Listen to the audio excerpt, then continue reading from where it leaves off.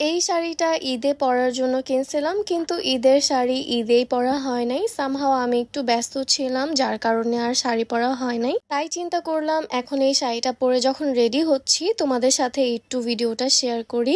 এই শাড়ির জন্য আমি এই পার্লের চোকারটা কিনছিলাম। এটার কানের দুলটা একদম গোল, মানে টপ সিস্টেম, আর হাতে দুইটা রিং পরে নিয়েছি। তো আমি কানের দুলটা পরে নিয়েছি, এখন হচ্ছে চোকারটা পরবো। আমার কাছে মনে হয়েছে পিঙ্ক কালার শাড়ির সাথে এই হোয়াইট কালারের চোকারটা অনেক ভালো লাগবে।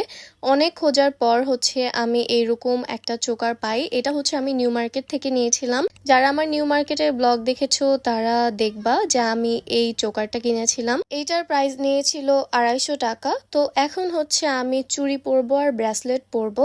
আগে থেকে আমি অনেক মোটা হয়ে গেছি, এর জন্য চুড়ি পরতে আগের গুলো অনেক কষ্ট হয়, হাত মোটা হয়ে গেছে। তো এখন হচ্ছে ব্রেসলেট পরে নিব। আমি এক হাতে 3টা ব্রেসলেট পরছি আর এক হাতে গোল্ডেন কালারের চুড়ি পরছি। তো এই হচ্ছে আমার আজকের লুক। আশা করছি আজকের লুকটা তোমাদের কাছে ভালো লাগছে। আজকের মতো এই পর্যন্তই, দেখা হবে নেক্সট ভিডিওতে। সবাইকে আল্লাহ হাফেজ।